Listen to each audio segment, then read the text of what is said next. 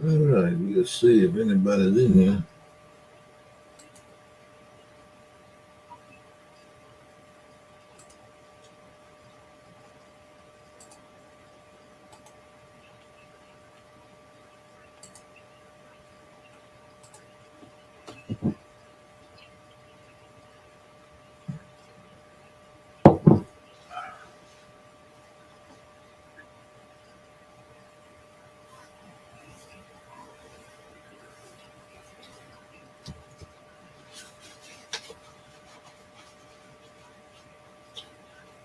Hello, Mr. Fox. Pontoon Jody, Dynamo. Yeah, well, look at here. Everybody's showing up. There's a link, Jody, Dan. Y'all want to come up here?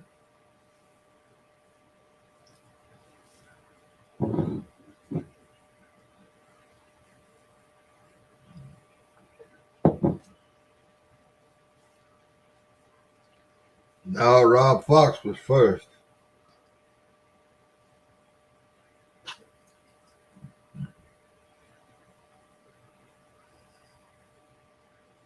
How's everybody doing tonight?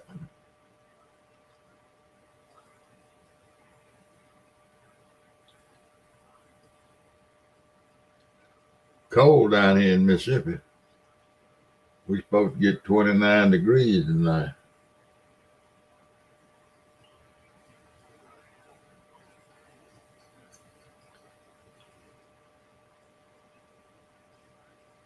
That's pretty cold for October. Hey, Lance.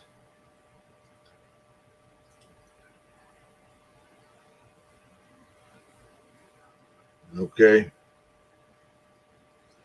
Well, there's the links up there if anybody wants to come up. I didn't see anybody else live. I hope I didn't intrude on anybody.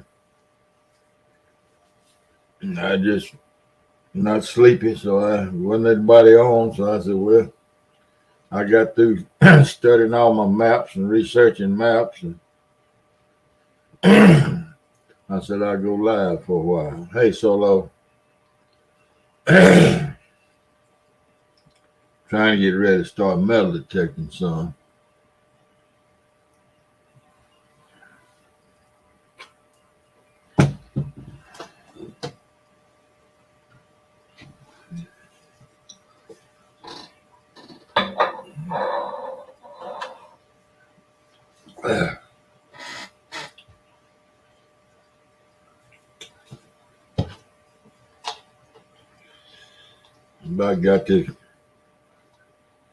I got my back and it pulled muscle back to normal. Not normal, but where I can stand it.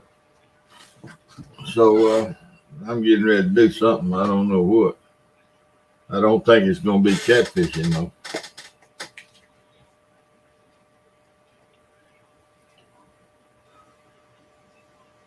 My fishing buddy Eric is working on, I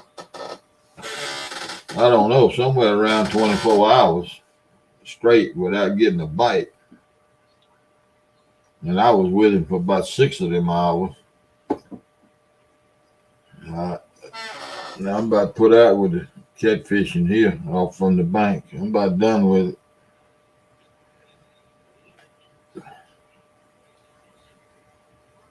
They're not doing a thing around here.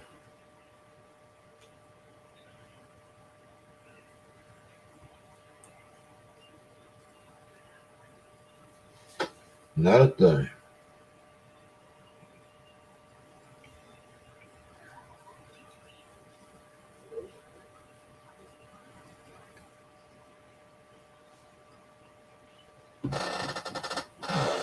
Lucky, you better get up on that bed where people can see you.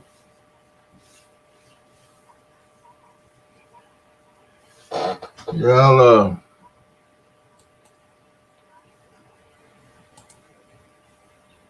I'll keep putting that thing up where if anybody wants to come up and visit.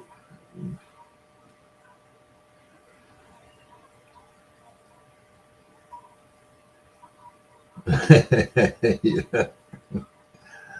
Yeah, because I used to look, well, I'll not say that. I won't even say it. But when I was a little boy, I could crochet.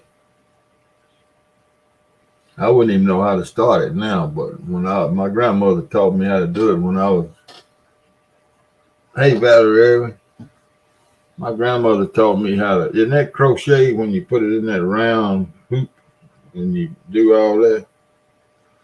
She taught me how to do that when I was real young. I don't know, 5, 6, 7 years old.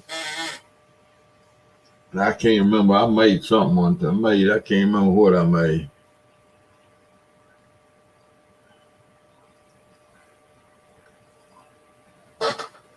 Wait a minute. I missed it. I missed it, Solo. Dog is the thing. Oh, where do you mainly go to do your meditating? Well, I love hunting Civil War stuff. And hey, Tim, and I found one, two, three. I found 3 Civil War sites. Now, four. 3 of them, one, two, 3 of them. 3 of them are a little small. Well, one of them is a major battle. It wasn't a lot of people involved, but it's a major battle. And then I found one campsite. And funny thing about the Civil War, if you're in the right area, you find a campsite, and if it's a place where the soldiers moved here and there and going backwards and forwards, and the cavalry, and of course I'm close to the Mississippi River. Well, in this particular site, I find as much Yankee stuff as I do Confederate stuff. Because when the Yankees would move in, the Confederates would move out. And then when the Yankees left, got on the boats and left, the Confederates would come back. So I find a lot of stuff there, and that's mainly what I hunt solo is Civil War.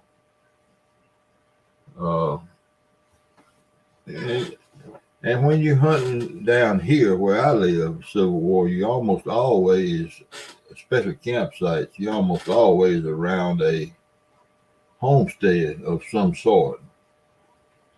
So you find household stuff and lots of old coins. But that's what I like to do is hunt Civil War. But I've gotten to where now, if I just got a place to hunt where I can find some old money, that suits me. I just, as long as I can dig something, fairly interesting. I'm pretty laid back on all this stuff now. I ain't as mad at all them relics, and I ain't as mad at them catfishes I used to be either. And I'm not totally not mad at the deer and the ducks anymore. So just kind of taking it easy, solo. But I watch Alicia in that hot mess.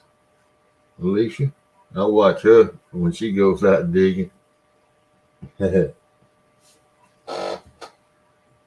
I think about when I started doing it back in the 80s. And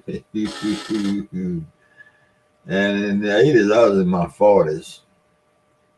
And I worked hard for a living. I worked on the farm, drove tractors, and chopped cotton. I was in pretty fair shape.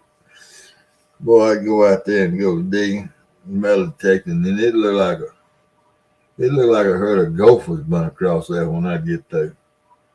I dig so many holes. But now I pick and choose the holes I dig now. It's got to sound real good, and it's about got to convince me it's something nice before I get out on my knees and dig now. Yeah, solo. I tell you, it's a good hobby. It's a wonderful hobby. And if you like history, it's even better. That's what I've been doing the last 2 nights is studying maps for my buddy CP that lives up in Marshall County. He lives, I don't know, 80, 90, 100 miles from me. And I love doing the research. It is fun. That's just stuff that I enjoy doing.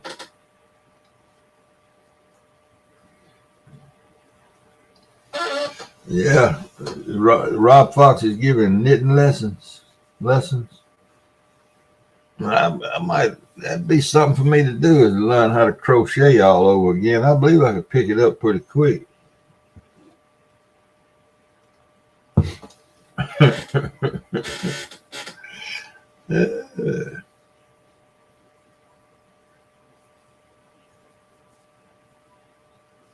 Tim Molina.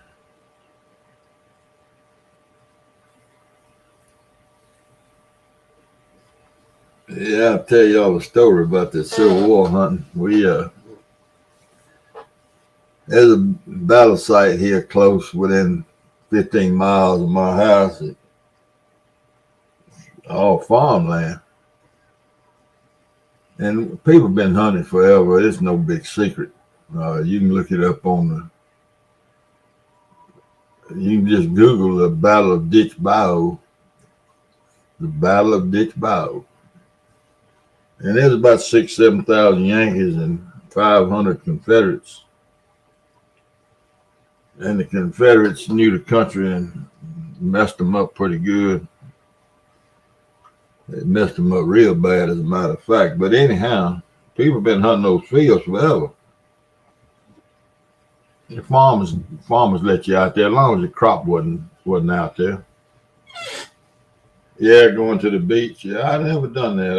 I've never been one of those guys that look for coins.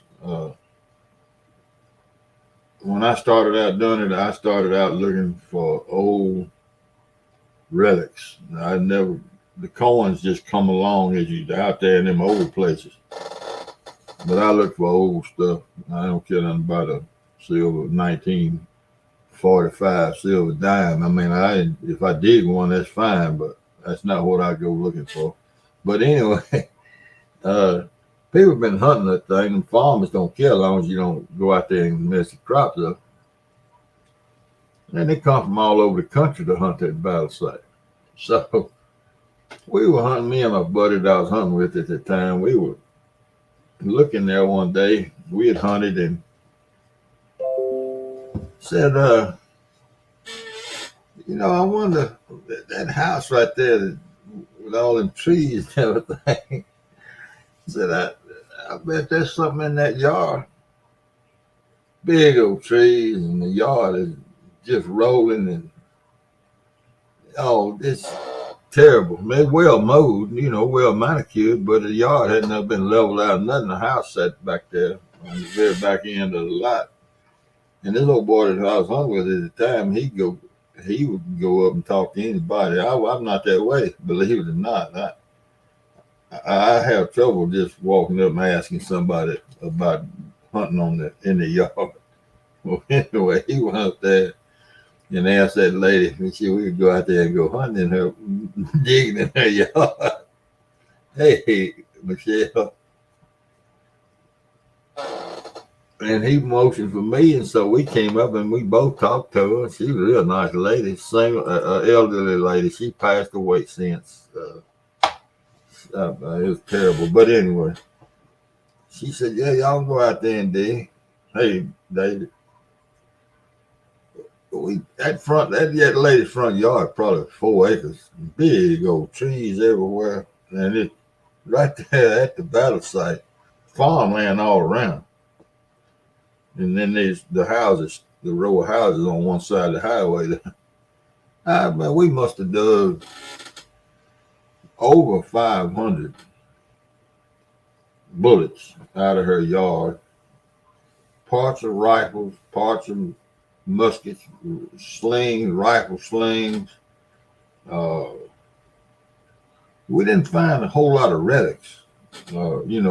That's a relic is like a part of a canteen or something like that. We found mostly bullets, but we found, well, I don't know, counting the bullets, we probably found 700 or 800.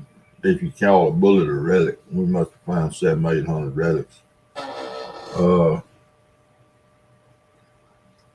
it was really fun to hunt, and in the summertime we could hunt it in the summertime because it was so shady. It didn't get hot, and she was real nice. And every time we go over there, we'd have to go drink coffee and visit with the lady, and she was real nice. And yeah, I know it, David. It's cold,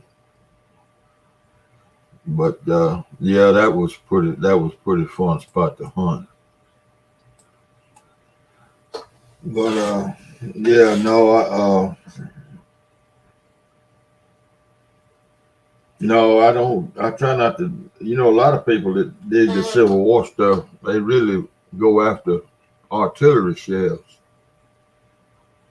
I never was that guy. Because it'd be my luck. I'd find a live one and I'd hit that primer, hit that fuse with that point of that shovel, and I'd be gone from here. I never was that fella.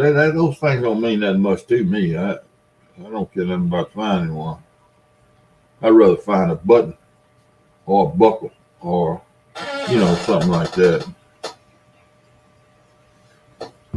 But I found several tops off a powder flask, where the little thumb thing where they poured the powder.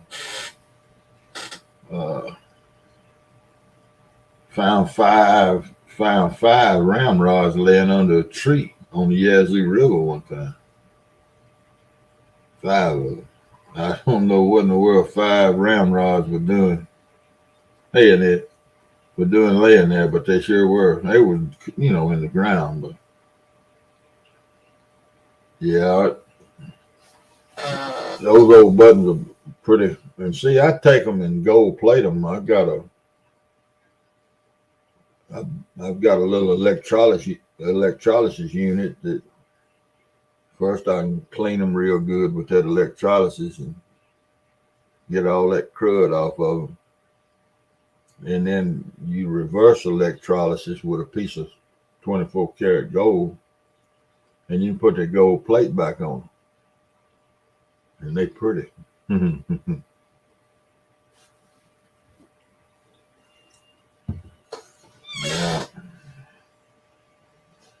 Yeah, that's a fun hobby. It leads you in a lot of different directions.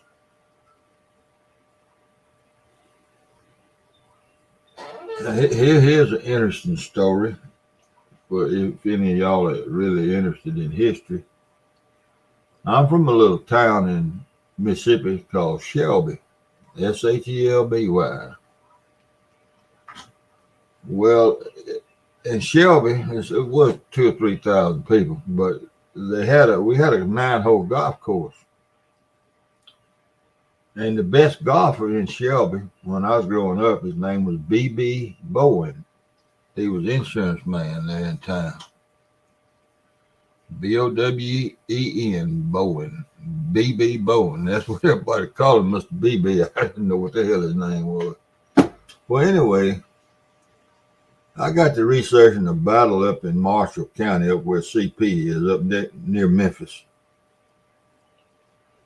And there was a Confederate colonel. I think he was a colonel. Hey, possible.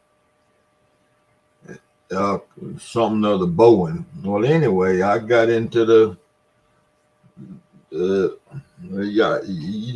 just don't know how much research you can do. But I got into the land records up there in Marshall County from back in the 1800s, and because the man in the Civil War documents, the official records, it said that Bowen was from Marshall County, Mississippi.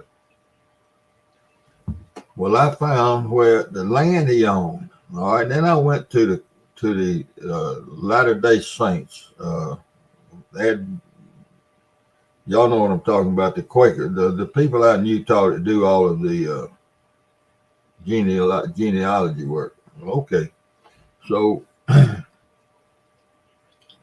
I found this guy in the genealogy, and he was he he was a about brothers. He was brothers. He was a brother to Mr. B.B. Bowen's double great granddaddy. Yeah, it was BB, a granddaddy, a great granddaddy, and the next granddaddy, and he was brothers to that granddaddy. Well, anyway, I found the land. I found exactly the land he owned, the section, the property and all. And I got to thinking about it, and I cannot remember what BB stands for, but that descendant that he was named after was also B.B. Bowen, but his name was in the Latter-day Saints. It's funny. It's two funny names. It ain't like, it's two funny names. And I wrote all that down. Well, Mr. B.B. had two daughters. One of them was just a year younger than me, and one of them was 3 or 4 years younger than me. Well, and I'm friends with both of them on Facebook.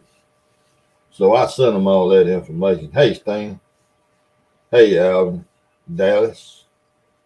I sent them all that information. They couldn't believe it, man. Yeah, but that's the kind of stuff you run up on when you're doing all that research.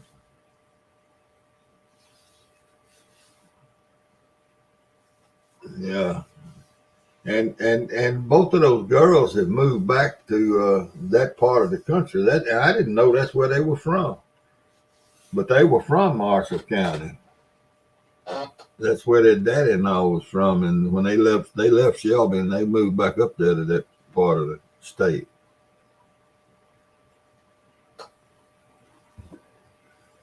And something else I do is I follow 3 or 4 homesteaders. I don't know if any of y'all watch him or not. Folks like, what is it, Backlash? Isn't that his name? Backlash? Isn't he in the homesteading community? I'm pretty sure he is. I think it's Backlash or Backwoods Mindset. Backwoods Mindset, that's right. Well, anyway, if they sound interesting to me and they put out some fairly good content, I subscribe to them and I watch all this stuff. So there was this, I'm not going to call any names, because I just not going to call any names. Well, there was this two married couples with their children moved from way out west, Las Vegas and Phoenix or somewhere out there. And they moved over in the mountains in Arkansas, just a piece of land, no nothing. They had to build a road through it. Yeah, Backwoods Mindset. Hey, Chris. And so I got to watching them. They were living in campers that they had rebuilt. And it was, they were primitive. They were tough and hauling their water and all that. As they got their road built and as they had a well built and as now they're building houses, but this has been over a period of 2 years. And I said, I wonder where in the world them people are. And I was, listening with them on that, how you do a comment on a video. But nobody ever tells where they are. And all of them, none of them have mailboxes at their house. They always get their mail at a mailbox in town at the post office.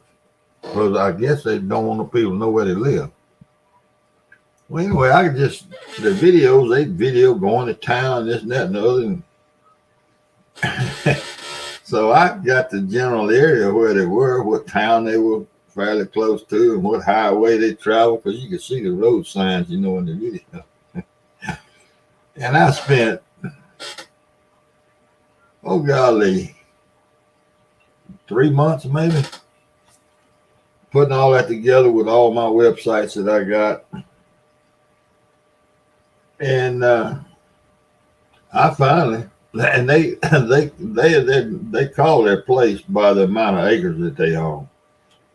I'm not even gonna say that, but they call their place. Everything's going good here on the 88.7 acres. You know, but that ain't 88.7 is not it. But anyhow, yeah, stalker. That's right, man. But I'm not a stalker. But anyway, I went on that map and I finally found 41.36 acres in an area that I had it located in, and that's their land, you know. So I got it marked on Google Earth, and then there's this other fella moved in there from Texas, right there close to him. I found his place, and then here about 4 months ago, I had a couple and a daughter moved from California. They sold out in California, bought land in Mississippi, up north Mississippi. And it took me a long time to find all three of these things now. But anyway, I found all three of them where the property is, and just for the heck of it, just to see it. I don't.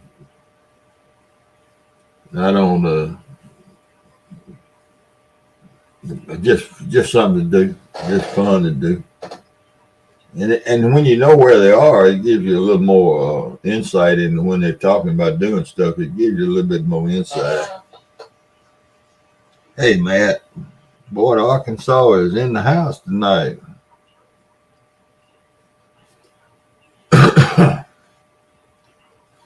And I wish I need to go into the refrigerator myself, Indiana Chris. Y'all all gonna run off if I leave? I won't be gone a minute.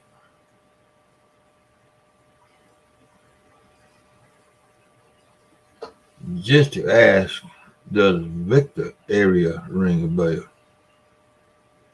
If you're talking to me, I don't have any idea what you're talking about. You picking cotton yet, Possum? Yeah, I know you are. I saw you on the picker the other day with the video camera. Victor area. I don't know what you're talking about, David. I'm looking, folks. I'll be right back.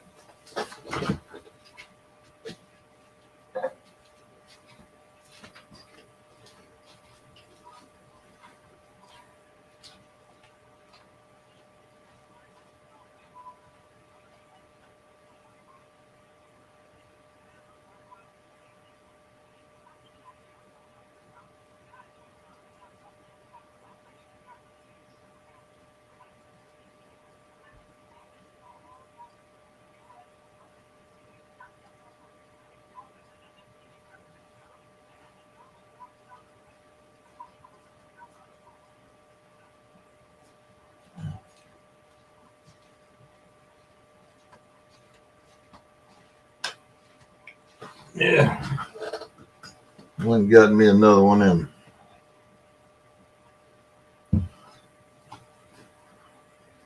Heck, possum's on cotton picking on that area. Oh no, look, they are pretty they pretty open with it now. They over near Boonville, Arkansas, Boonville and Magazine, Arkansas. That area, they over in that area.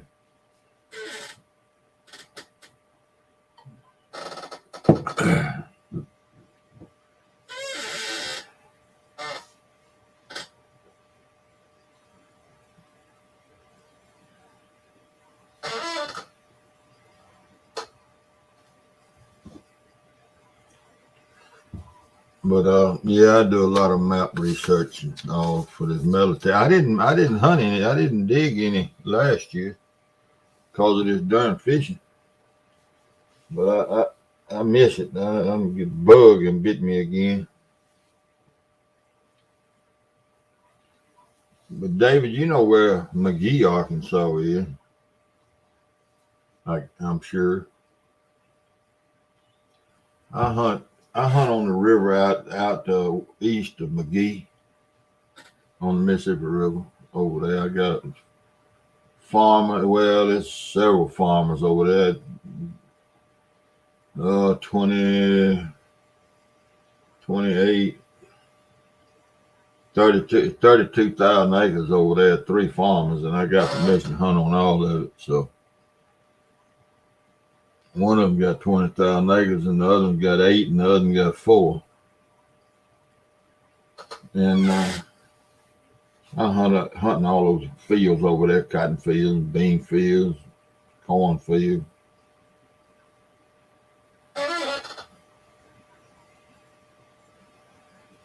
Oh, golly, Indiana Chris, how many stores did they have that sold all that? Yeah. We had, did y'all have up there, I guess you're in Indiana or somewhere in that area. If you're running 4 pickers on that, well, that's still a lot of acres, though. If you're running 4 6 rows, y'all knock that out if this weather holds.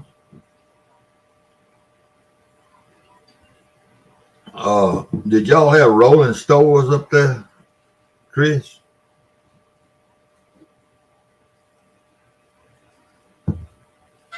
Total Tech Miles. I've heard of those.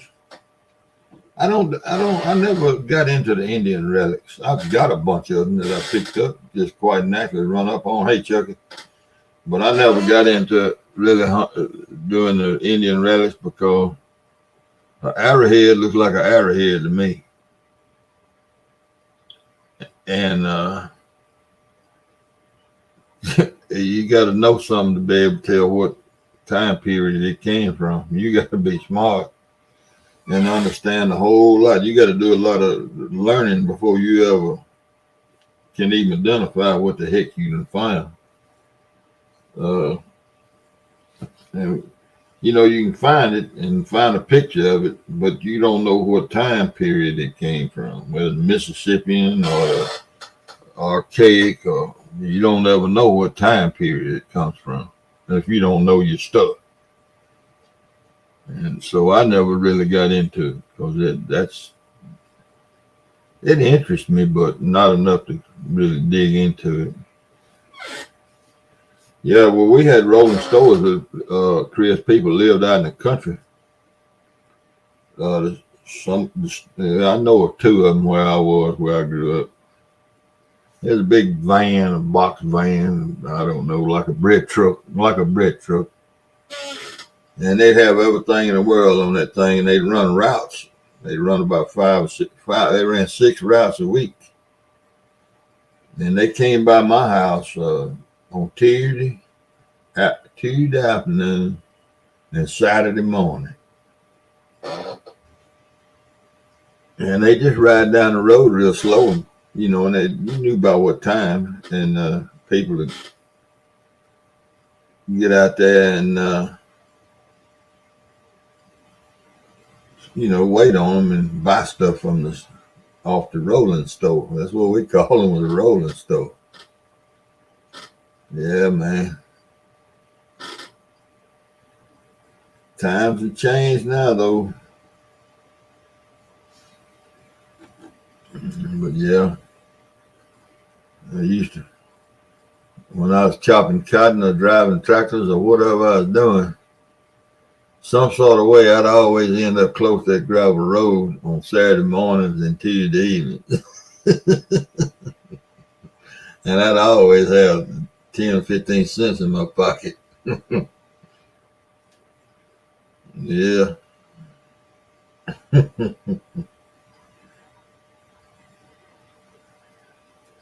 Yeah, stuff has really changed compared to back then. The ice cream truck. Now we had an ice truck. Well, out in the country they ran a truck where you bought the big 100-pound blocks of ice. And it ran twice a week too. And they'd put them big blocks of ice and then covered up with hay. And you stop the truck, or the truck would come to your house. It'd drive up to your house if you lived off the road, and because everybody had to have ice for the ice box to keep have cold water and keep stuff cool. And that's when I was real small.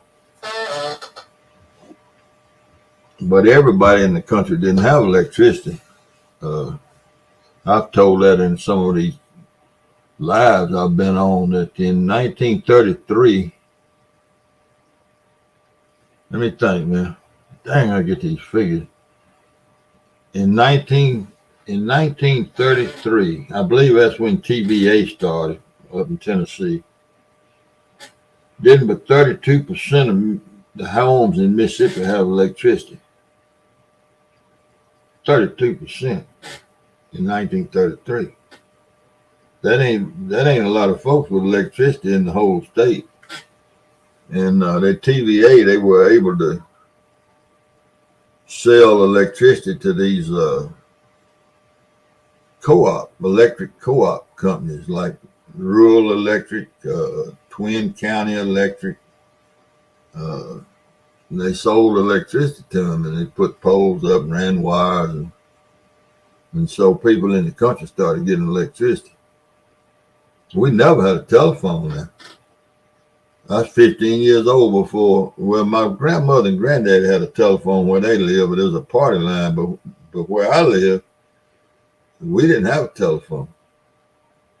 I was 15 years old before we got a telephone, and that's when we moved to town.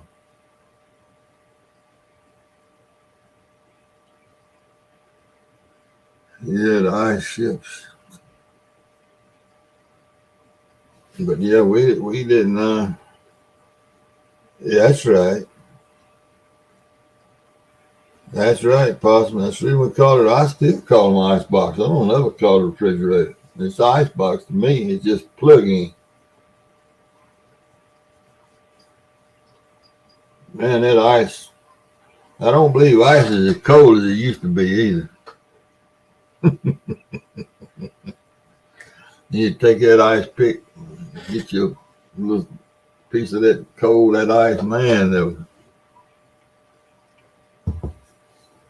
I'll tell y'all something else.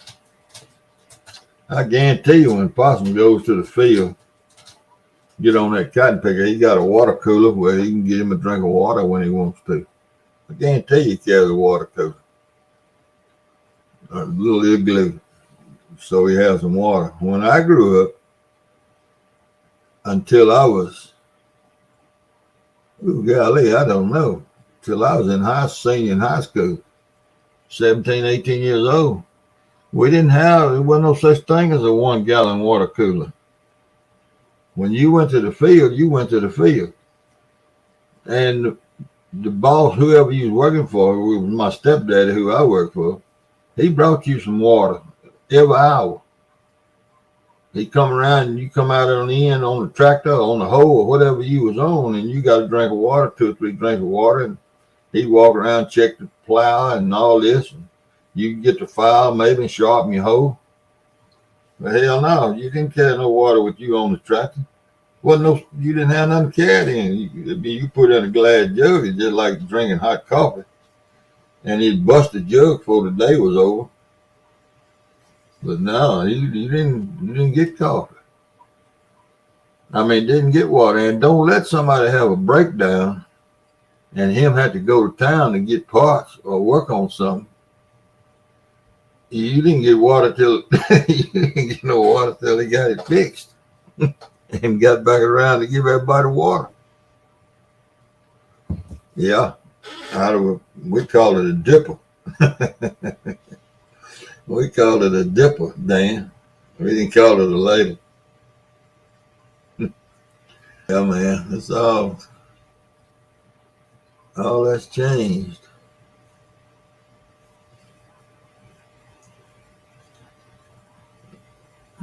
Hey, bud. Yeah, igloo. Yeah. And then we never had to carry our lunch because they always fed us. Now, if we were working on at the home place, we'd go home and eat dinner. But we had land scattered. You know how you get land scattered out. And if we were planting or harvesting, we ate in the field. We didn't go home to eat. And if we were off on those other farms, most of the time he brought us a hamburger or bologna or something.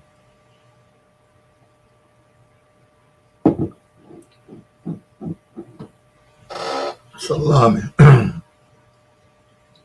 Hey, Fresno, is that CVA? Is that CVA?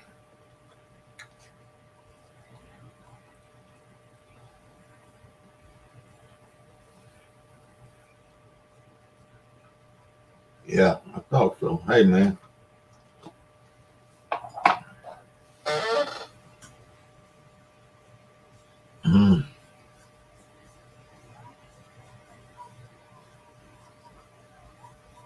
I thought so.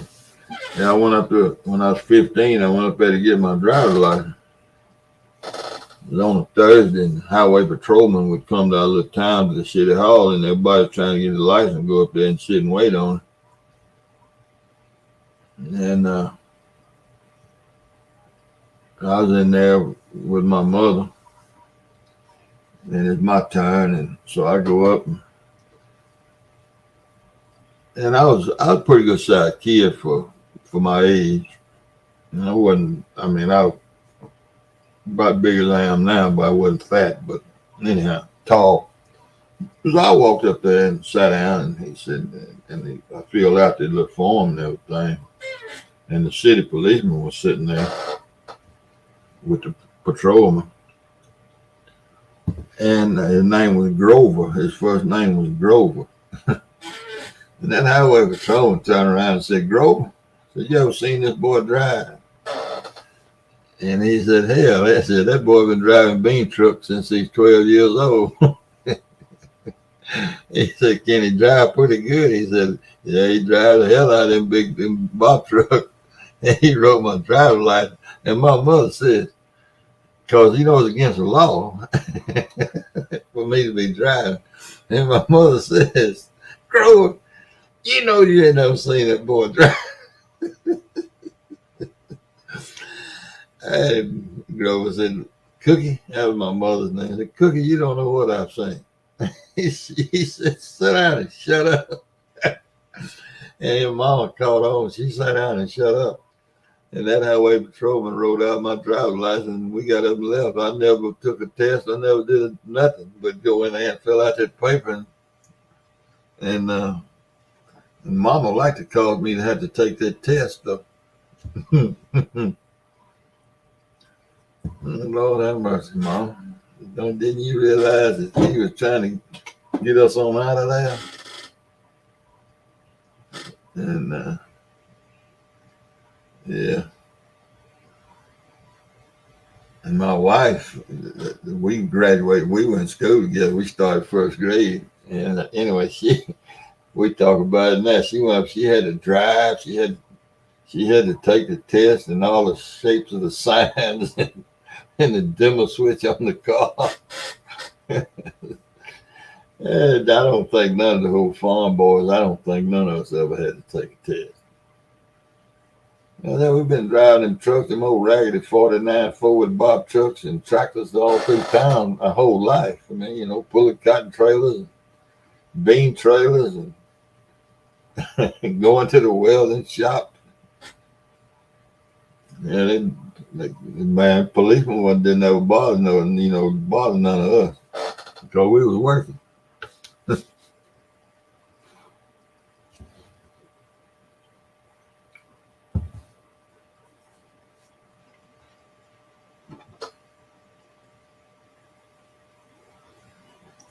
Yeah, I see somebody new. Who is that? Angelina, I didn't. Oh, Turtle Lady. Yeah, I hate Turtle Lady.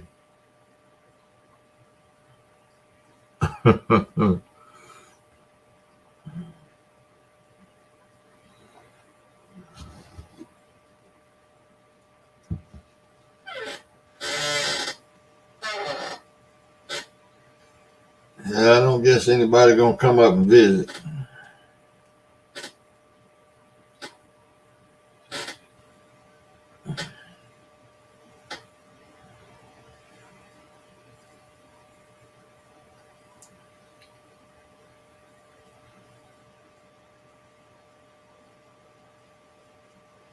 Possum, you ever burn a cotton picker up?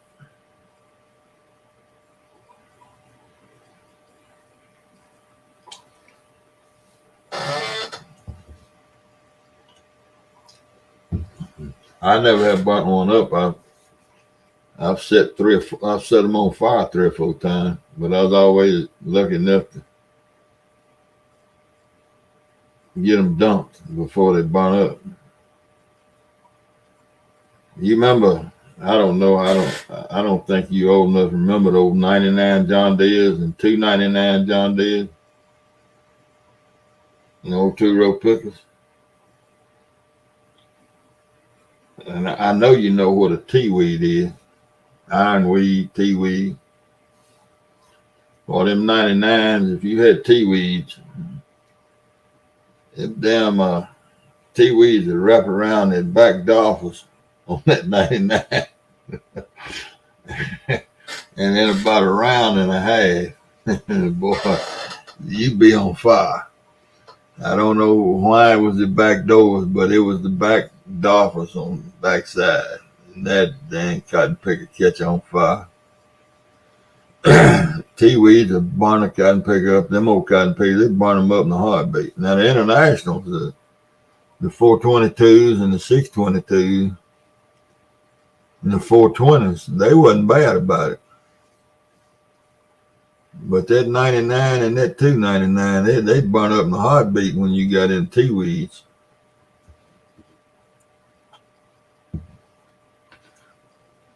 Yeah, first color TV.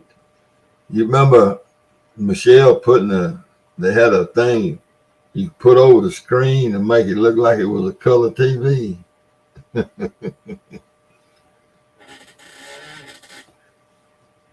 Oh yeah, there's old 8 John Deere A's and I don't believe the 720. I believe it had a starter on it. But the old 8 John Deere's them old 2-cylinders, them hit them pop pop pop pop pop pop pop pop pop pop pop pop pop. They had them old popping John Deere's. You had to spin that flywheel on them. Had to reach up there and release all that compression on that engine or that thing would break your neck.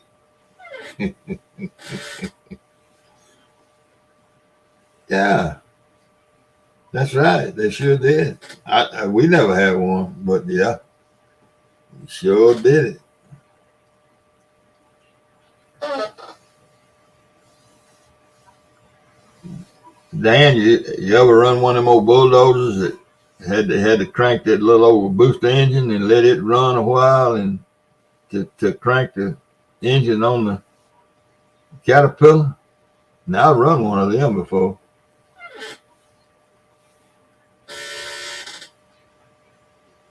Popping Johnny pump motor. Yeah, you let us start that 9 engine. Yeah. Yes, sir. I tell you, that old stuff worked pretty good too. I watch some of those videos on YouTube of them old tractors when they have it's people that redo them.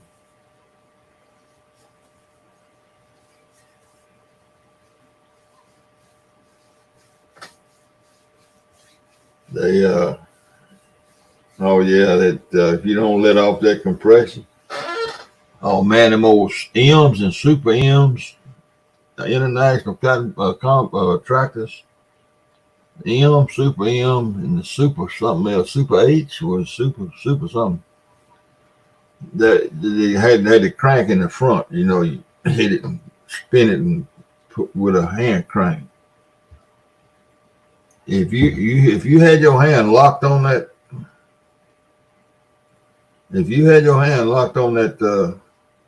hand crank when you crank that thing, that if it hit the intake or outtake stroke and that motor kicked backwards, that thing would come back and break your wrist right there every time. And when I was growing up, I don't know, 8 till I was 15, 16 years old, there was still a lot of them OEMs in the field. especially cultivating with them. And a lot of people hadn't swapped them over to starters, put starters on. They made a kit or something or other there that you could put a starter on and crank it. And people were still cranking them with the hand crank. So they're cheaper and easier. But every year you see 2 or 3 people walking around town with a cast on their right arm or their left arm, depending on whether they're left-handed or right-handed. Well, when they hit that thing and hit that like on a 4-wheeler when you crank it with the foot starter, and you got to let off the compression. Well, International didn't have no way to do that. John Deere did. And man, that starter with that hand crank would flip back and catch you right there across your wrist, and you break it in a heartbeat. That was just a common thing.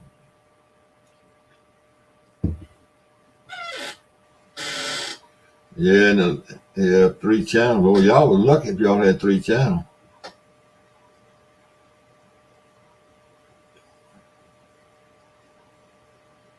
Yeah.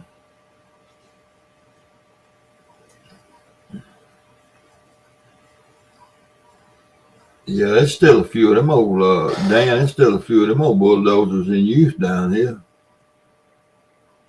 There's still a few of them running where it's got that, I don't know, booster engine or whatever they call that thing on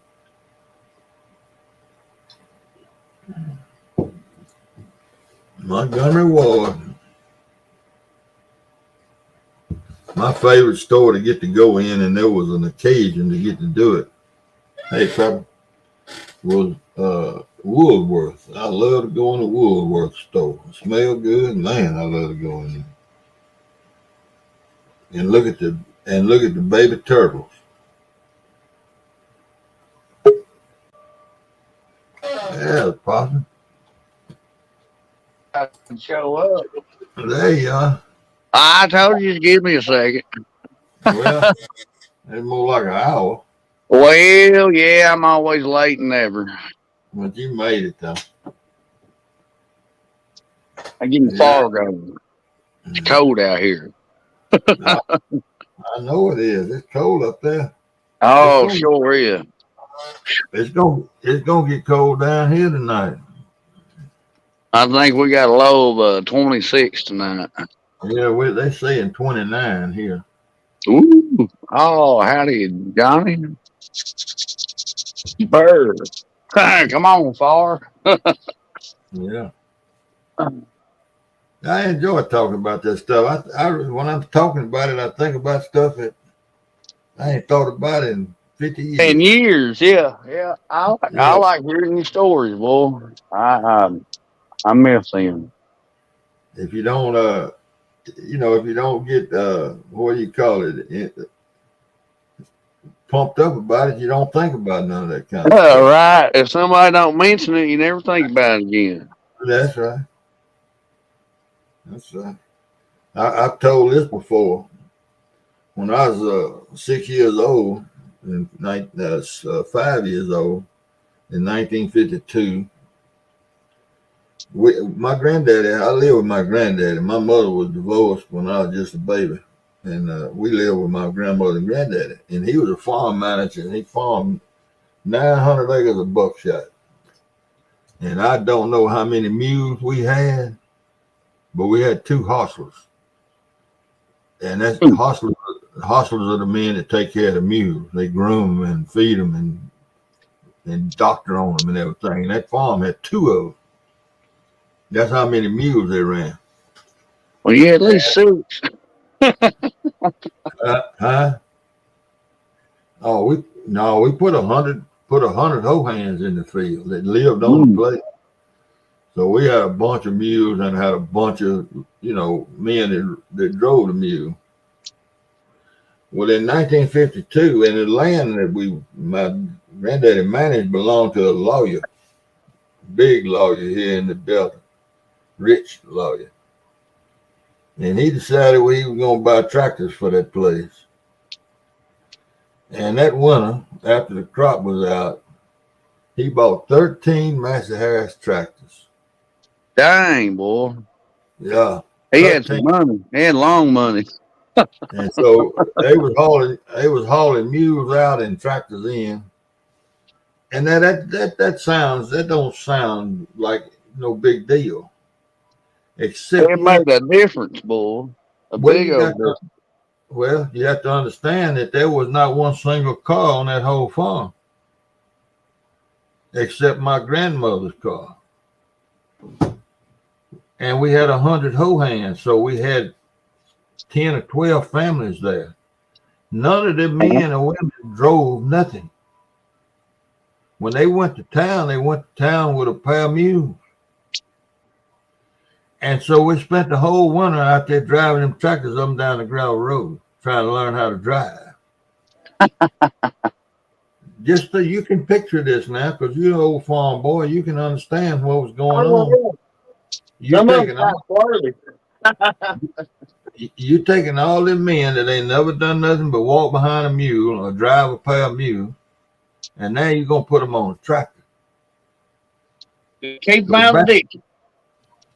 And back in them days, they carried cotton and soybeans. They carried that to the gin or to the elevator with a wagon with mules. There'd be a line of mules come through Shelby, a line of them little old one-bale trailers. Oh, golly, the traffic would be backed up for 5 miles on 61 highway, because once one of them got across that highway, they was all coming. I wish I could have seen it when it was still gravel. Well, there's pictures there's pictures that pop up on the web on Facebook every once in a while of them long trains of mules going to the gin. But yeah, they was turning them tractors. They was tricycle front ends. Every single one of them tricycle front end.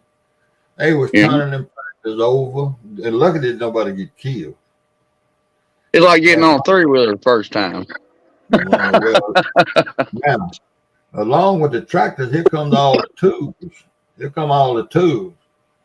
Now, can you imagine trying to get a set of front mount cultivators mounted on a tractor, and you ain't got nobody that's ever even driven a tractor?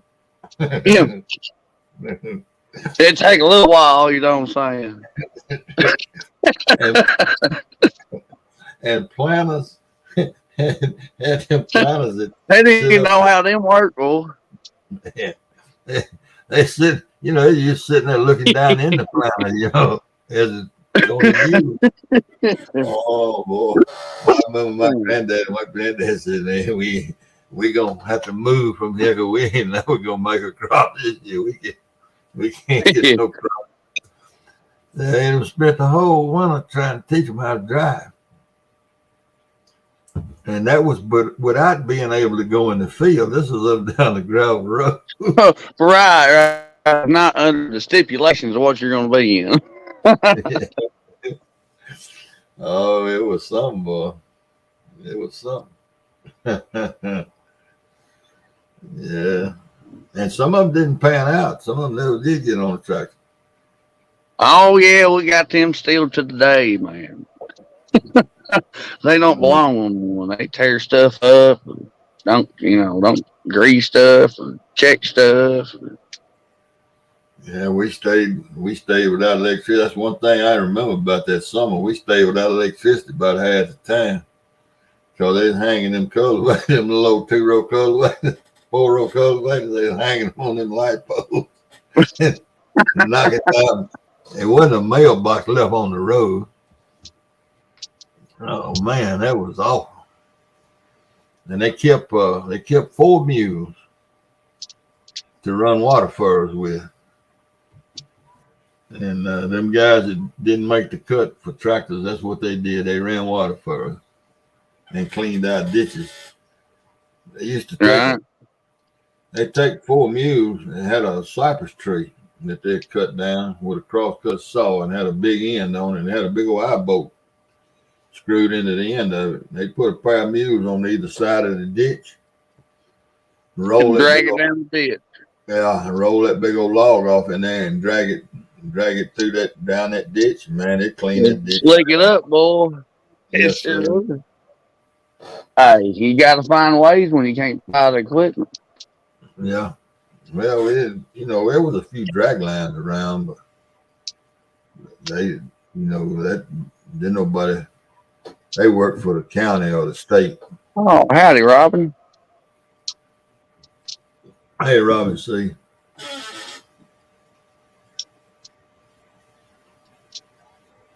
Well, I'm gonna mute my mic. I gotta cut me some wood. I'm about to freeze. All right.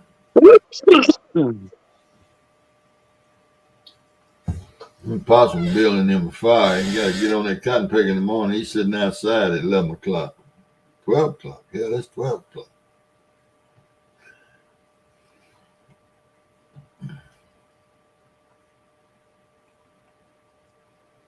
Yep. It was fun growing up, though. I had a good time. I'm glad I got to do it.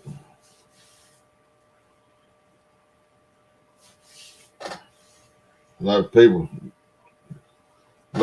and it's just human nature, though, but a lot of people don't really know how to appreciate what they have now. If you ever been without it, or it wasn't even there. It wasn't even a such thing. You didn't know you was missing anything. But now the lights go out. Hell, we panic.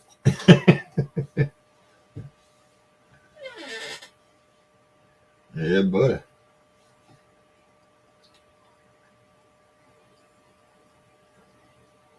Yeah, electricity, running water, inside bathroom. All that's pretty nice stuff to have. Oh, that didn't happen.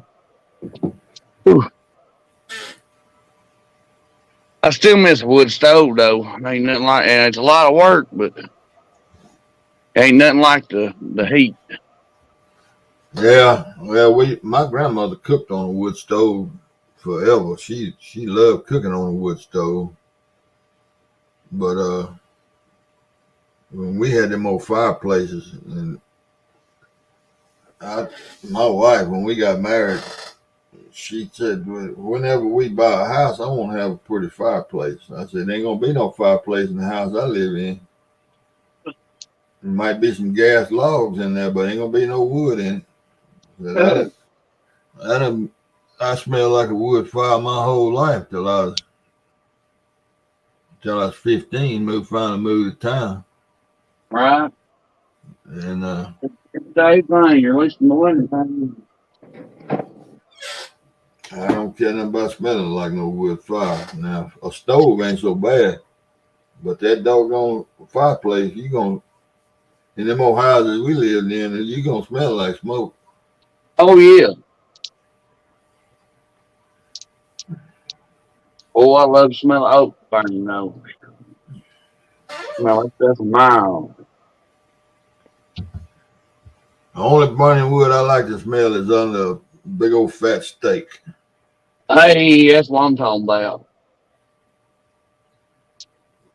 I made one in my mind. That was decent. Well done. They said there ain't no such thing. Depending. Woo. Temperature dropping quick though. Is the wind still blowing? Barely, but it's yeah. If it was blowing bad, it'd be real cold. I got some buddies that moved into the park over yonder. Well, they moved in Sunday. I didn't hear about it till today. They over at camping. They come over here a couple of times a year and bass fish. It's about 10 or 15 of them. And so when I went out this morning, I rode over there to see them. That wind was blowing, and look, I had on my house shoes and short breeches. And I couldn't get out of the truck over there on that riverbank. It was just too cold.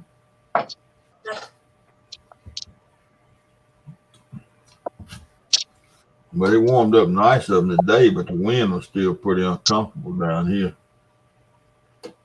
Yeah, it's got a big factor in the wintertime. Or even in the summer. We wish on a cloud, much less the wind. Yeah. It blows at least 10, 15 in the wintertime every day.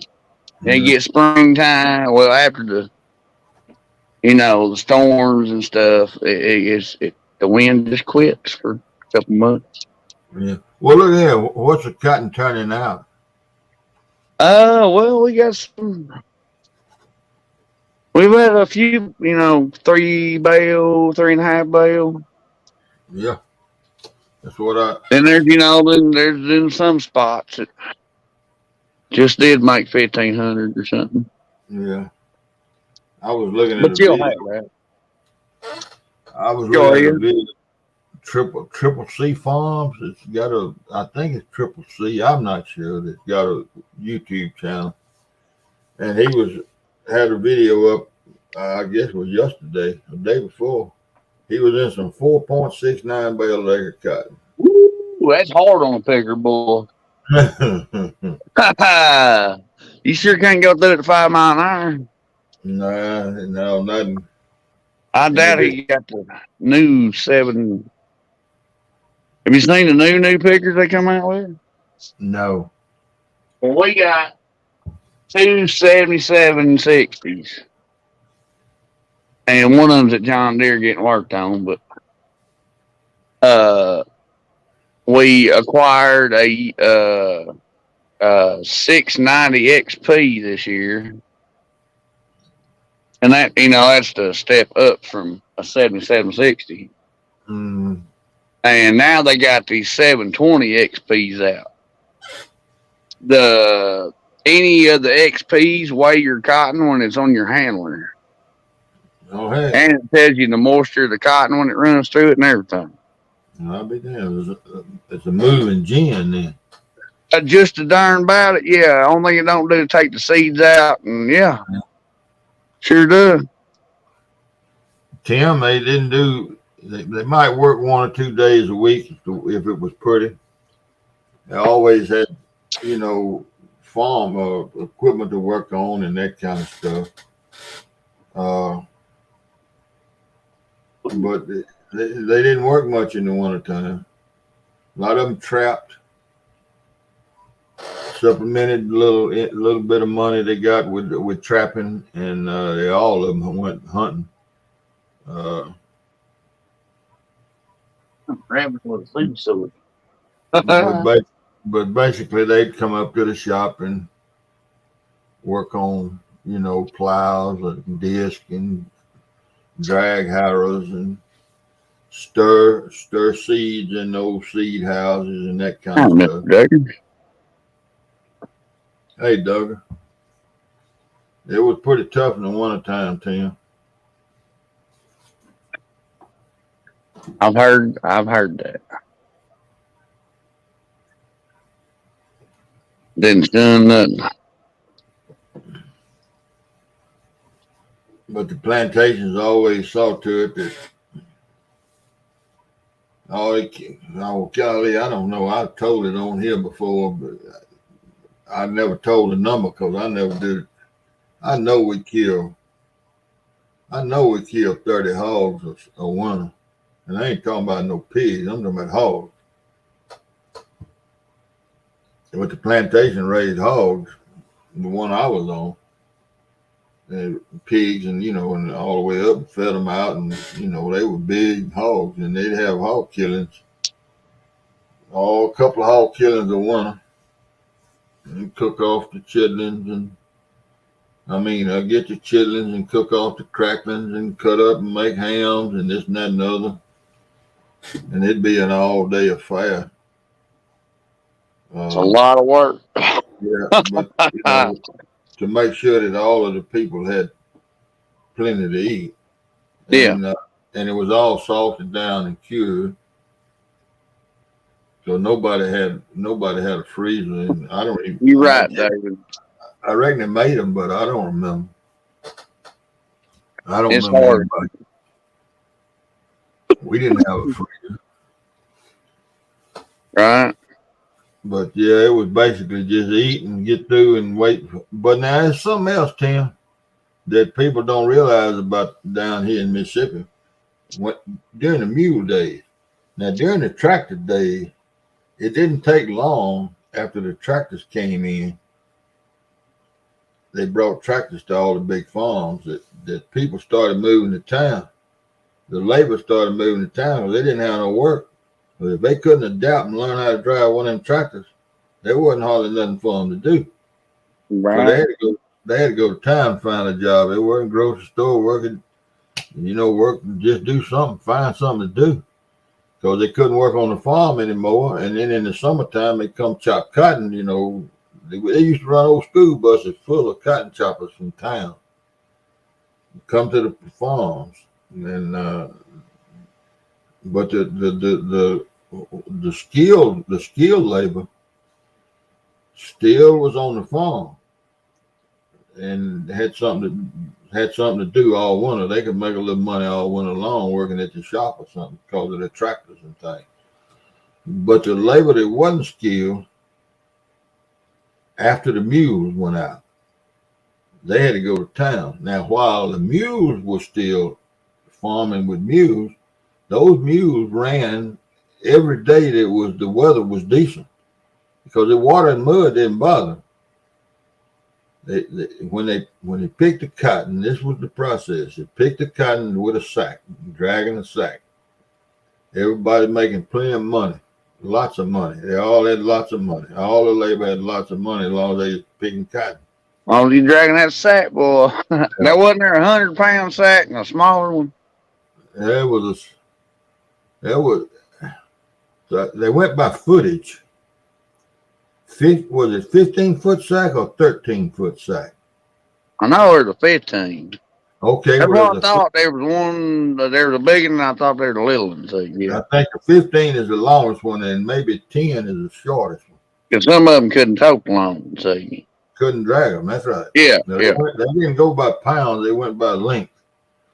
But anyway, once the cotton was out, they take them mules out there, and it didn't make no difference if muddy or not. The mule walk in the mud, and everybody wore them gum boots, them old black rubber gum boots with them old stalk cutters that rolled, and they go out there and cut the stalks. And then as soon as they got all the stalks cut or got far enough, they put them middle busters on them mules.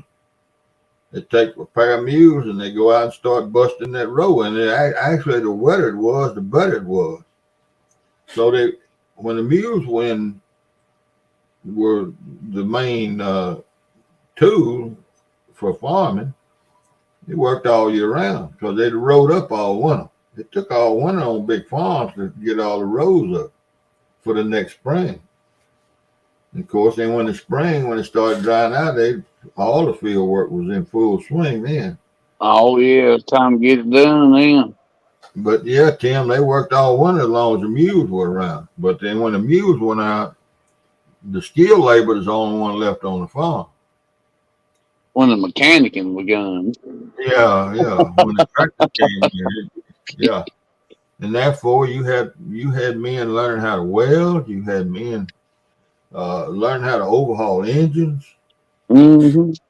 And you know how it is. Some people pick up on that stuff right away. Some people they don't. It's always Chinese arithmetic to them. Well, all them people had to go find them something else to do somewhere else. But the skilled labor, the good labor, the men that could do something and learn and adjust to the new times, they always had something to do, and they had somewhere to work. Somebody's always, going to hire. It's hard to find a good worker these days, boy. Well, they wasn't that way when I grew up.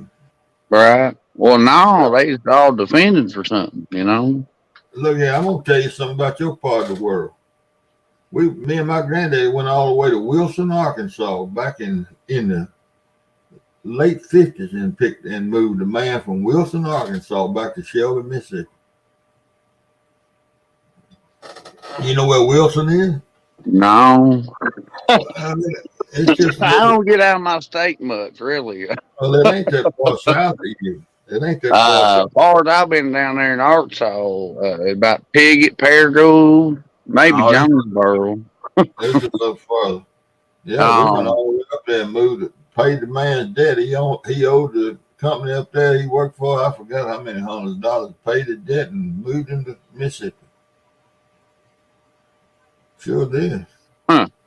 And the same man, we went all the way to Kosciuszko, which is about 100 miles from me, and got him out of jail about 6 months later. My granddad said his last trip, he taking in my truck.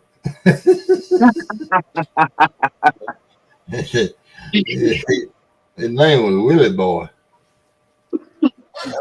Willie Boy Aldrich. Willie Aldrich. We call him Willie. I'll pay right back. Pardon. Right.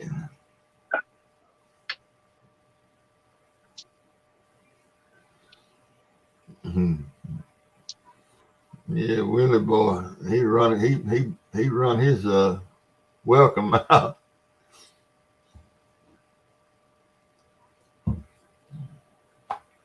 Willie Boy chewed a bloodhound chewing tobacco on payday. There was a little country store. Somebody earlier was talking about stores. There's a country store about 3 miles from where I grew up. And Willie Boy, every Saturday evening, when he get his wagon and his mule and go to the store, he buy a whole box with his paycheck, with his cash. He got paid in cash in them days. He buy a whole box of thick cut bloodhound. Box about yay big. I don't know how many plugs was in there. And he inevitably would have to get my granddad to go to the store on Fridays and get him another plug back to make it through. Man, he chewed something back. But his jaw, I bet he slept with it. That jaw stayed. It looked like he had a golf ball in his jaw. Willie Boy, no, he could use that bloodhound, and that's where that fool is where I started chewing. When I was, I could have been old, 5, 6 years old, and Willie Boy got me to chewing that bloodhound.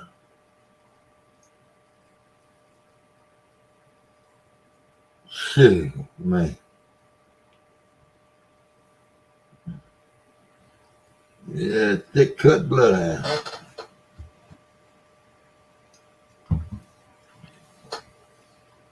Red man. Yeah, all that red man out there, they used to be in a pouch. Yeah, funny how jail would do that. Yeah. Yeah, when I was coming along, Red Man and Beech Nut was in a pouch. And then you had Brown Mule, Bloodhound, Day's Work, Natural Leaf. Those are 4 I remember plugs. Because you had Garrett Snuff and you had Scotch Snuff. And there wasn't no Skoal or Copenhagen. All that came along later. But yeah, Red Man was in a pouch. We used to take Red Man and Beech Nut and cut an apple. And get an apple and cut it in half. And put that apple in that pouch and seal it back up good as we could and put it in the refrigerator. Put like 2 pouches in there at a time. And every time you took it and leave it for about a week, and every time you took a pouch out, you put another one in the refrigerator with an apple, half an apple in it. And yeah, Levi Garrett. But now Levi Garrett, if I'm not mistaken, Chris, Garrett Snuff was a big powder snuff back in my day. And if I'm not mistaken, that's Levi Garrett. And they were in the snuff business, and then they started putting it in a pouch. Yeah, Cannonball, yeah. I remember Cannonball. It sure was. I don't remember Workhorse. Leave it cracked and put on thin. You take that little heater out of there. Oh. I'll tell you the one I remember, that Natural Leaf. You put a chew of that Natural Leaf in your mouth, And you better be where you gonna go, cause that stuff was I couldn't drive. They're gonna shoot it to you, wasn't it? I get to swimming head every time I got around it naturally. I'll never forget the first time I took a dip, Lord. You can't get that feeling back. I don't forget now, but I started getting that loose flaky stuff, and I quit and went to smoking. Well, that naturally was some bad stuff. Yeah, boy. Yeah, I think Cannonball. you get a plug off of one of them. Cannonball was around. Yep, that was one of them. Dave's Work. Yeah, I mentioned Dave's Work. The two biggest ones here were Dave's Work and Bloodhound. What is that keeps getting knocked out? Knocked down. Yeah, that stuff will not make you swim headed. It did me. That naturally. Chesterfield. Yeah. My granddaddy smoked Tarleton's. That's the first cigarette I ever smoked.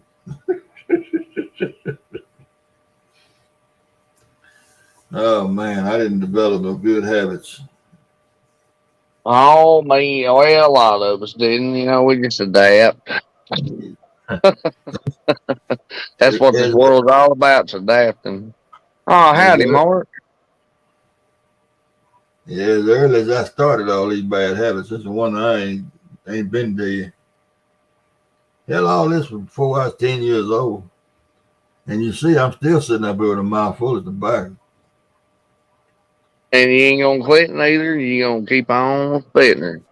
No, I don't know. I quit smoking. I do smoke a little bit, but I don't buy them. I just bum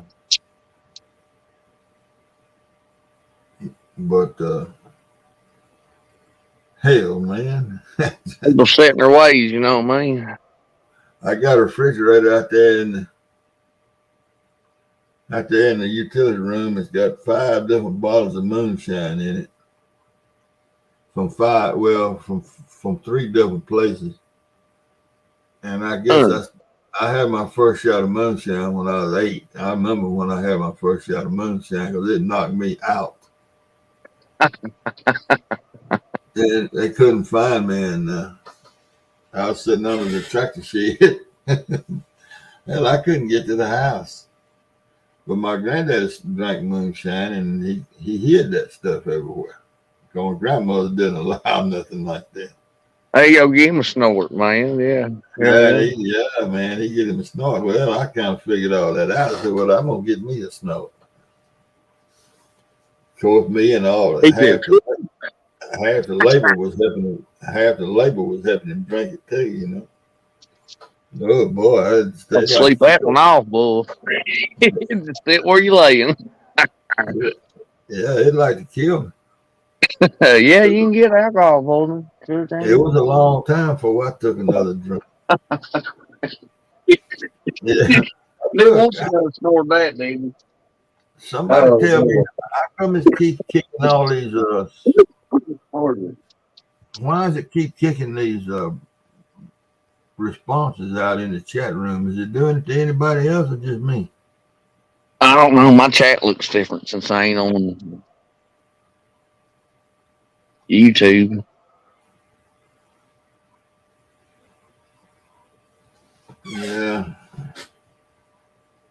I like some Fireball, though. They go down smooth and taste all right. I had a little snort of shine this afternoon. Ooh, good. Good You corn find me whiskey. laid up like a sour coon somewhere.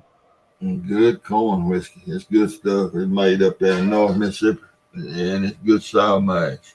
Oh, Mountain Dew. It's some of the best I ever drank. Of course, you don't want to abuse it. No, because it'll show you what's wrong about It'll leave you sitting in the chair staring at the wall. it. Right. And I ain't telling you what I heard.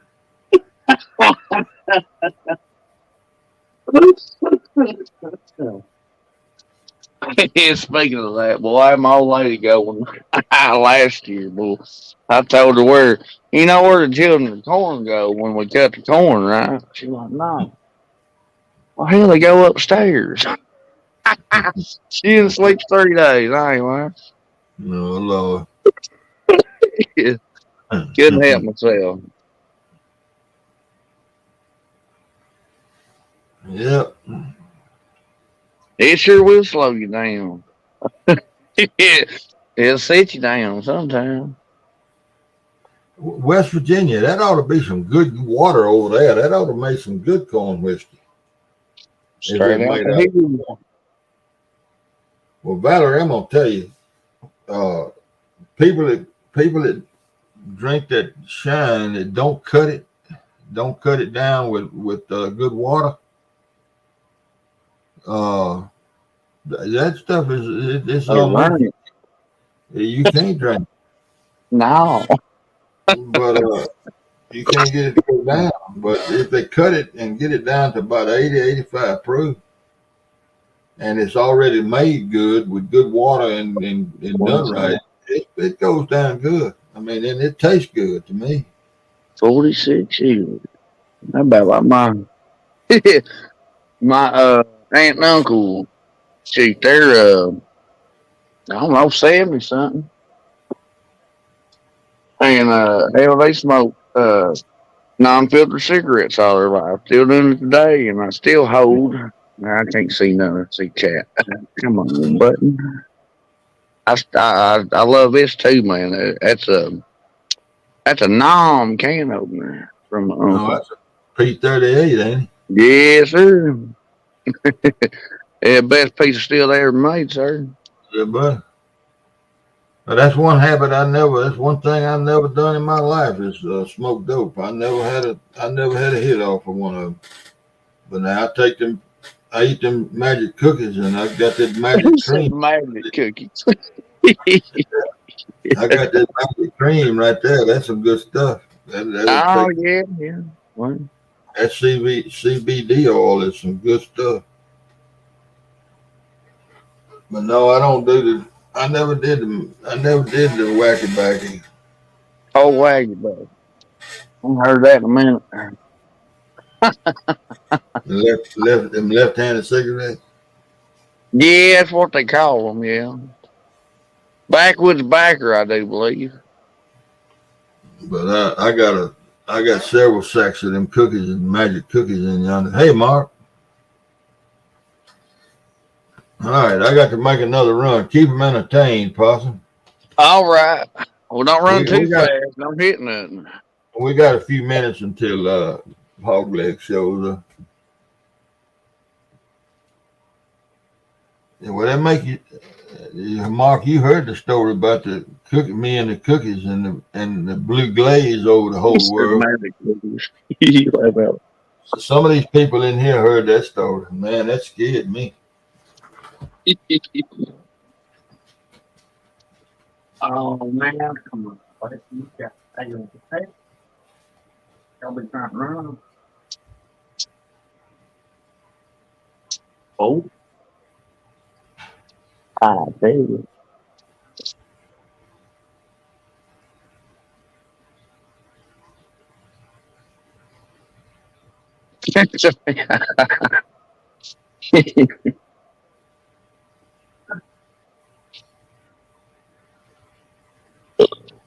Pardon me. Excuse me, that was rude. I should have muted it. Pardon me, y'all. That was rude.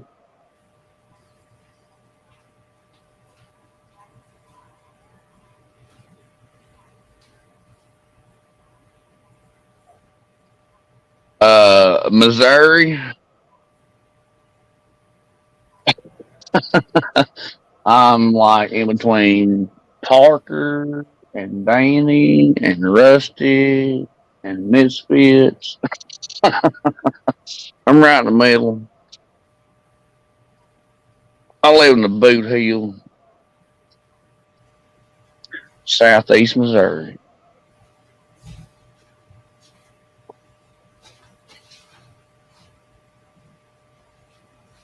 They say I ought to be from somewhere else, but Uh, my roots still dug in here. They can't cut these out. Not even with a track hoe or excavator. If y'all don't know what a track hoe is, yeah, let me tell Mark this magic cookie story. all right. He talking about he eats one once a year. Well, I eat them for arthritis and ankle joint pain, back pain, and everything. And 2 springs ago, I was over in Arkansas military, and my ankle, I got a bad right ankle, and my ankle been bothering me bad for several days. And my daughter-in-law makes these things. She's in Arkansas, and she got a prescription for all this crap. So she made I'm me. sorry. I wasn't laughing at you. I was laughing at what Tim said. She made me 3 bags of them, and she had night written on 3 bags and day written on 3 bags. And they in the freezer or in the bottom of the refrigerator. So I get ready to go hunting, and I've been breaking a little piece of it off and eating them every once in a while when I was going to go military. So I hadn't used any of the night ones. I just was doing the day ones because, I take Advil at night.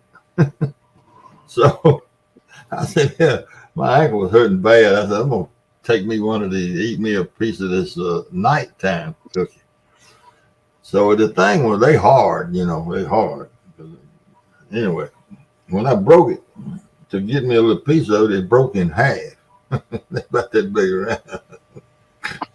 So I said, what the hell? I had me a Coke. I had my coffee, and I'd drive. It was early in the morning. So I was eating that cookie and soaking that coffee, and, so I could eat it. And I got on over there, and I was in an old pasture. And the yellow tops were growing about half knee high.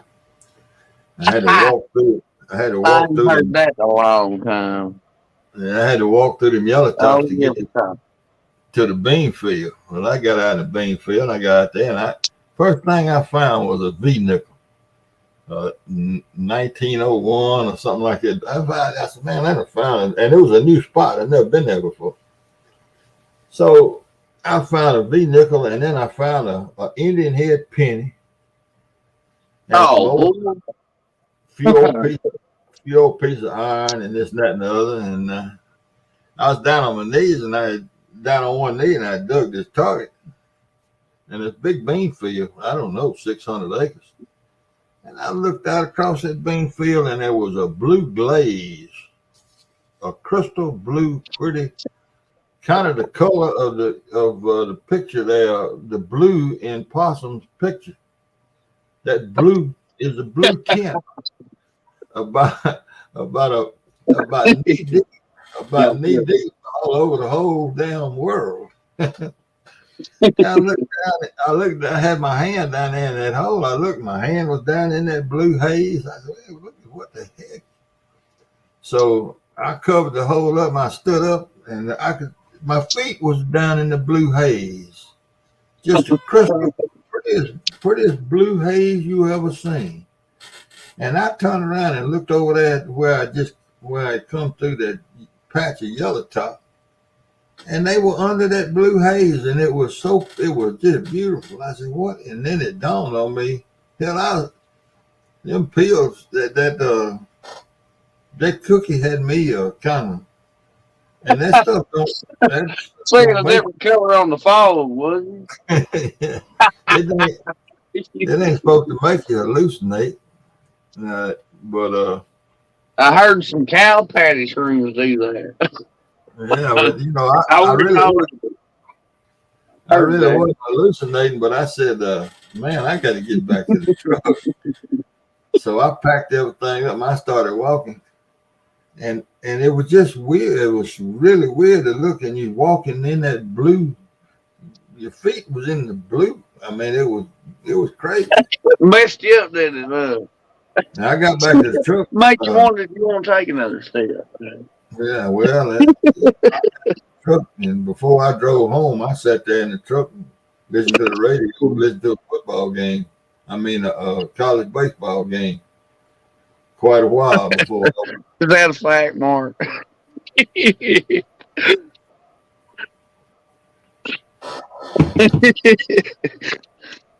must have been a guinea pig to one of them. He said, "Oh Lord." Well, I'm gonna tell you one thing. At nighttime cooking, the only time I use it is at night when I'm finna go to bed. When you about to go to bed, I don't take them in. I don't eat them in the daytime. oh, you kill me. I called my daughter-in-law and told her what I'd done. She said that they call me Grumps. That's what all of them call me. I said, Grumps, you ain't supposed to. That's the reason that thing got night on it. It just said night on that. Was you happy to be there, Chris? Lord have mercy. Well, but you know, mentally, I don't think I was fine. It just was that blue haze everywhere.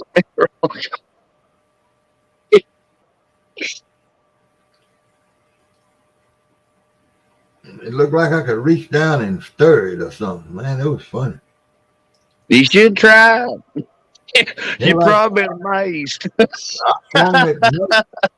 swooshed around in with that metal detector. See what it's going to do. Bull. Y'all do this to me all the time on that. You just don't get to hear. I've been choking, boy. Mark just plumb getting spaced out what he done.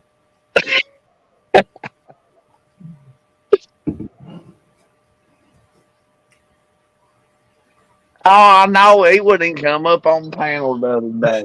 We had I just love to hear him. I guess that's right. That'd have been a fun one. But I was scared. I mean, I could have driven right on home, but I was kind of nervous about it. Right. But I remember the boy was pretty. Them yellow tops under that blue tint, man, they were pretty.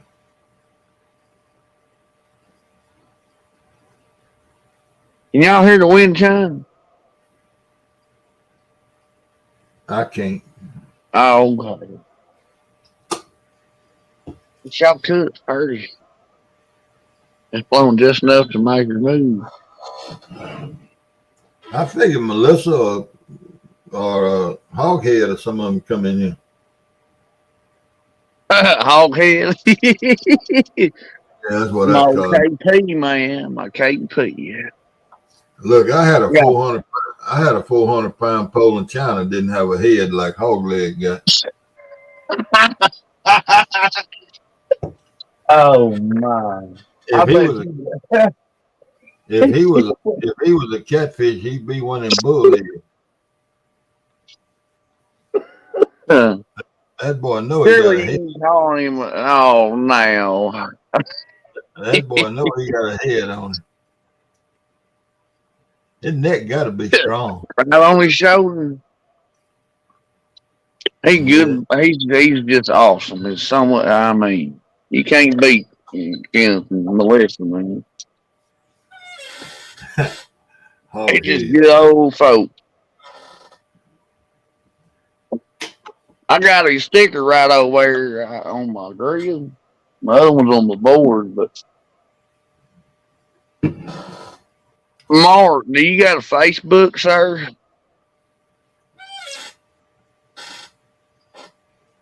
I do believe I screenshotted your email, but I don't do no good at them. I gotta get my Miss Amanda on that one.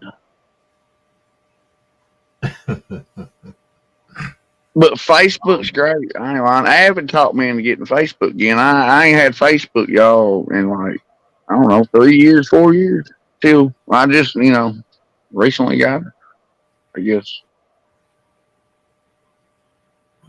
Earlier this year. Yes, sir, I am. Brandon Broner. Y'all hit me up. That's how I contact my catfish family now. Because I ain't no good at email. I'm too simple. And I'm telling you, like David said earlier in chat, this darn old technology is just going way beyond extent.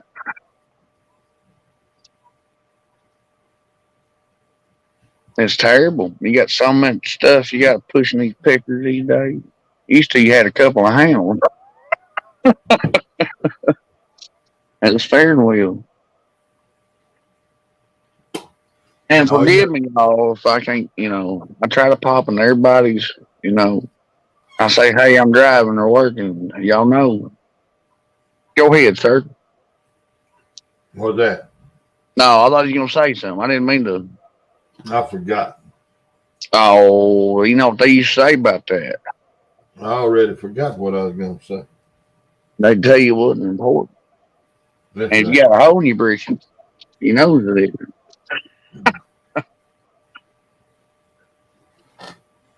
I was thinking to say something about that cat. He was about to get me.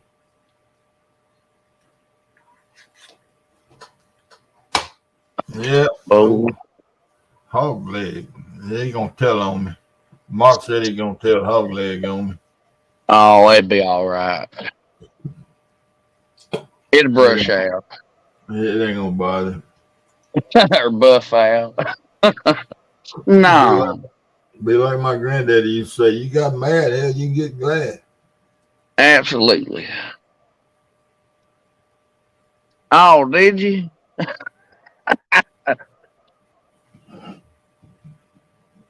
Well, shoot me a messenger. I'll get you a sticker out to you, sir. A new one. Right down there, David. Around and round the tree. Have a good one, Tim. Have a good night. See you later, Tim. Thank you for stopping by, man. Got love the family. We got about 20 minutes. I'm gonna go and put this up one more time. If anybody wants to jump up here for the last few minutes before they come on the board there. I know it. It's terrible. I got too many on Facebook. I ain't with me. Okay, I'll get you, Mr. Martin. Sure will.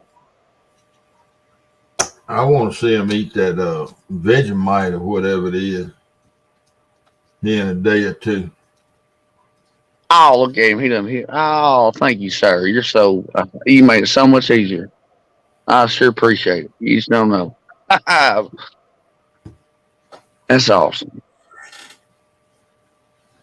Bull, how do you say your last name though? He can't. Can't even pronunciate that. Yeah, somebody was playing Scrabble and they saw they didn't.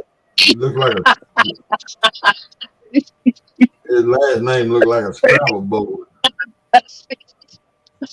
Oh, you're terrible, boy. He's a terrible. Hey, you put them letters. You put them letters on it. That's what his last name looked like. Oh, y'all gonna want to quit doing that, man. Goodness.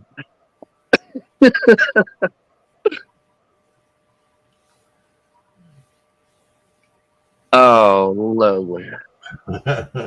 It's just lovely. I want to know, Mark, how long did it take you to learn to spell that name? Right. I bet you when you was in the I mixed a few letters up a few times. You know what I'm saying? Listen, I bet when Mark was in the first grade, he was the last one to get his name up there on that apple for being able to spell his name. You was 2 years old when you learned to spell that name. Boy, man, you done gone the line. Yeah, Mr. Duggar. Hey, Duggar. What up, Coach? Hey, How's man. I just come up here to holler at my hand, see what the hell you doing. No, we ain't doing nothing. We waiting on hog head. Oh, hog head. Oh, it's like old time Sherwood, y'all. Tell stories around campfire. Gotta What's love it getting cold up there? Too cold to fish, Coach? No, it ain't too cold to fish. It just ain't nothing to fish for. Ah, yeah, they're in Oh, the come one on. or the other depot, you know what I mean? And Hey, probably you well, can't get to the other depot. that's what I was telling them earlier. I've been getting all my metal detecting stuff together. I'm fixing to hit the field.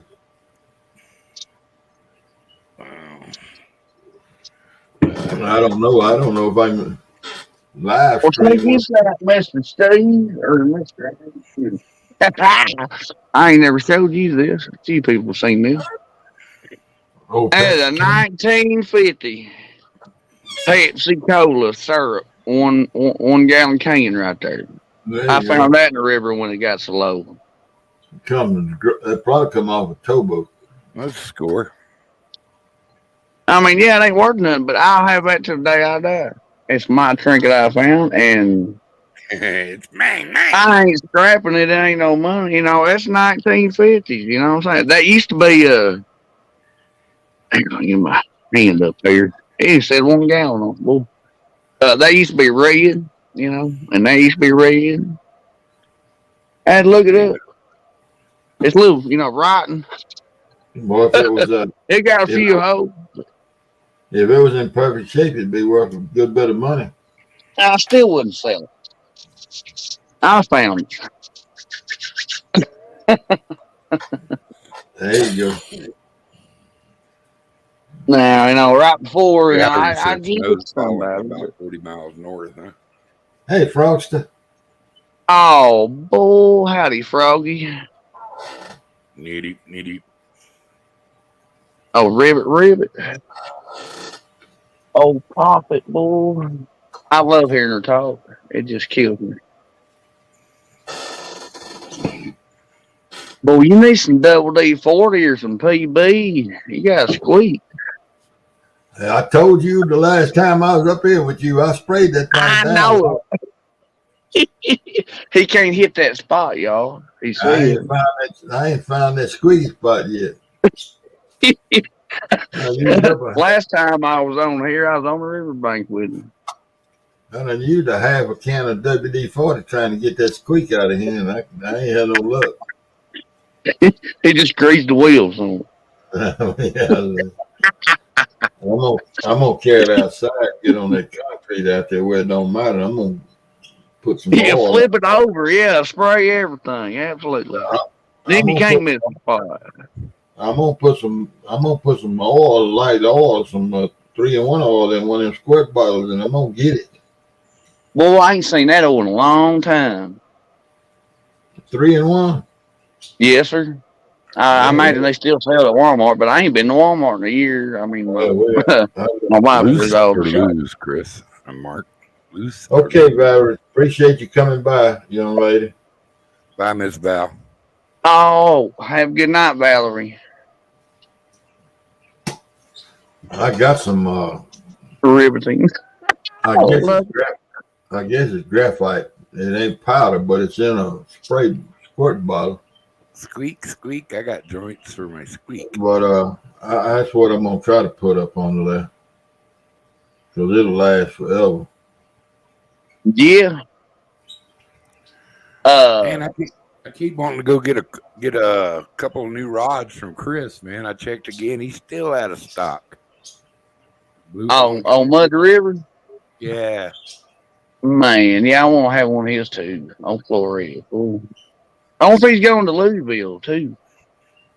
I'm gonna look around and find me a couple 11-foot rods too. You know. Boy, that'd be some bank slayers. Yeah. Well, yeah. Well, I want to be able to use it throwing from a bank or in the surf. Right. Either way, I like surf fishing myself too. I ain't never done none. I've never been to the ocean. Yeah, they wouldn't be able to pull you away from a surf if you ever got into a good bite in the surf or off the jetties. Oh, I bet.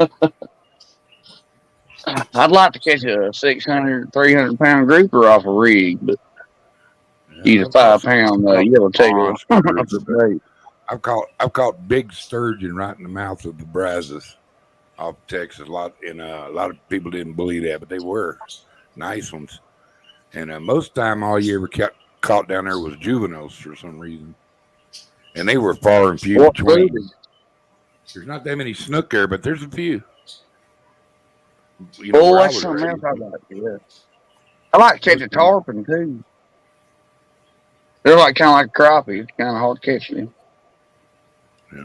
Mark, Some people Mark resort tore to up fly some rod. crappie. Did not see a picture with Mark done had him a pile of crappie. Yeah, up I there? sure did. I liked it. Boy, he got a good old mess. Boy. Oh man, hey, that's hard to beat. Big old mess of crappie now. Get my fillet knife out. The Brazos, yeah, man. You catch some monster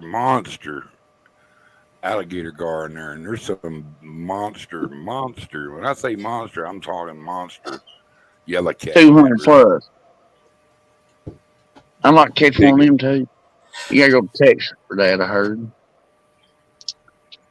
For the big alligator gar. Yeah, I mean, put there's the some herd on that it. do. What are y'all using? Y'all using artificial or y'all using mineral? For gar? No, I use real bait.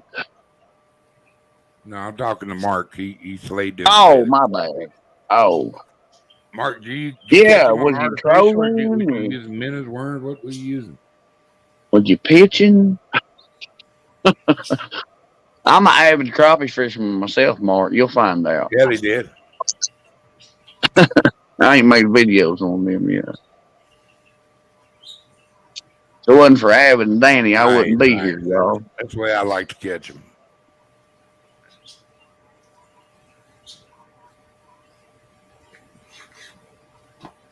The little bird over there. Oh, okay. Hey, y'all, it's 10 minutes to 1. Well, 10 minutes to 2, actually. Some of y'all. And I ain't gonna interfere at all with a hog head. And Poor little hog head. He don't be cut this time. and Kenneth Powell. Well, I made it this time. I got to show up. I feel bad not being there sometimes. I got to sleep. I got his sticker right there, man. That's where I met that. Man, that's, You gotta go, I can't you gotta pay get on enough that. respect for y'all. You know what I mean? You gotta get on that picker in a few hours. All I know. Ha. Did I say ha? Ha. That's fine.